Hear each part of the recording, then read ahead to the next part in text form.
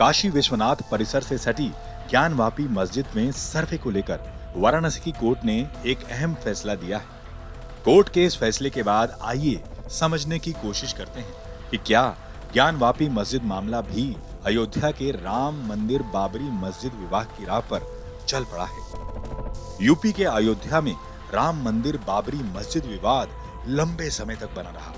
कई सालों की चली लंबी कानूनी लड़ाई और अदालती कार्रवाई के बाद सुप्रीम कोर्ट का ऐतिहासिक फैसला आया, जिसके बाद राम मंदिर के निर्माण का रास्ता साफ हुआ।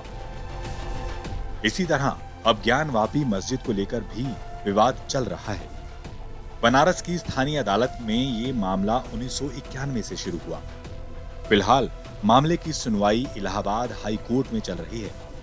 माना जा रहा है कि इस मामले में लंबी कानूनी प्रक्रिया चल सकती है। वैसे हिंदू पक्षकारों का मानना है कि मामले को अदालत में ज्यादा लंबा खींचने की बजाय मुस्लिम पक्ष सहमति से पूरी जमीन हिंदुओं को सौंप दे। हालांकि ये मामला राम मंदिर बाबरी मस्जिद विवाद से अलग दिख रहा है। अयोध्या में जिसे राम जन्मभूमि बताने का दावा किया गया था, मुस्लिम पक्ष ने कहा वहां मंदिर नहीं बनाया गया था, लेकिन वाराणसी में मंदिर और मस्जिद दोनों का निर्माण किया गया है। यहाँ हिंदू पक्ष मस्जिद परिसर को हिंदुओं को देने की मांग कर रहा है, जबकि मुस्लिम पक्ष इसके खिलाफ है। जानकारों का मानना है कि काशी ज्ञानवापी मस्जिद विवाद एक मामले में अयोध्या विवाद से अलग है। इसकी पृष्ठभूमि को देखें तो 1991 में काशी विश्वनाथ मंदिर के पुरोहितों के वंशज पंडितों और कुछ सामाजिक कार्यकर्ताओं ने वाराणसी सिविल कोर्ट में जो याचिका दायर की, उसमें कहा गया कि इस मामले में प्लेसेस ऑफ वर्शिप एक्ट 1991 लागू नहीं होता, क्योंकि मंदिर के अवशेषों पर ही मस्जिद बनाई गई है। प्लेसेस ऑफ वर्शिप एक्ट के तहत यह मामला करीब 22 सालों तक लंबित पड़ा रहा। 2019 में यह मामला इलाहाबाद हाई कोर्ट पहुंचा और पुरातत्व विभाग से ज्ञानवापी मस्जिद का सर्वे कराए जाने की मांग की गई।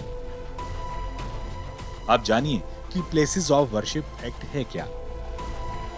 ये कानून कहता है कि आजादी से पहले जो धार्मिक स्थल जैसे थे वैसे ही रहेंगे, यानी 15 अगस्त 1947 के बाद जो धार्मिक स्थल जहां पर हैं, उसे दूसरे धर्म के स्थल में तब्दील नहीं किया जा सकता। उसके साथ कोई छेड़छाड़ या बदलाव नहीं किया जाएगा। ये कानून 1991 में पूर्व प्रधानमंत्री नरसिम्हा राव लेकर आए थे। इस कानून को बनाने के पीछे मंशा थी देश में धार्मिक स्थलों को लेकर नए विवाद सामने न आए। अयोध्या मामले को प्लेसेस ऑफ वर्शिप एक्ट के दायरे से बाहर रखा गया था, क्योंकि इसका मामला आजादी के पहले से ही कोर्ट में चल रहा था। इसलिए राम मंदिर के मामले में यह कानून लागू नहीं हुआ। अदालत में लंबी चली लड़ाई के बाद आखिरकार फैसला राम मंदिर के पक्ष में हुआ। दूसरी तरफ ज्ञानवापी मस्जिद का विवाद इससे हटकर है। यह मामला आजादी के बाद उठा है। हालांकि जिस साल प्लेसेस ऑफ वर्शिप एक्ट लाया गया था, उसी साल ज्ञानवापी मस्जिद को लेकर पहली बार मामला कोर्ट में पहुंचा। इस आधार पर इस मामले को अदालत में चुनौती दी जा सकती है। जानकारों का मानना है कि दोनों पक्षों की बातें सुनने और तथ्यों की अच्छे से तहकीकात करने के बाद यह पूरा मामला न्यायिक प्रक्रिया से सुलझाया जा सकता है। टाइम्स नाउ नव भारत डिजिटल की रिपोर्ट।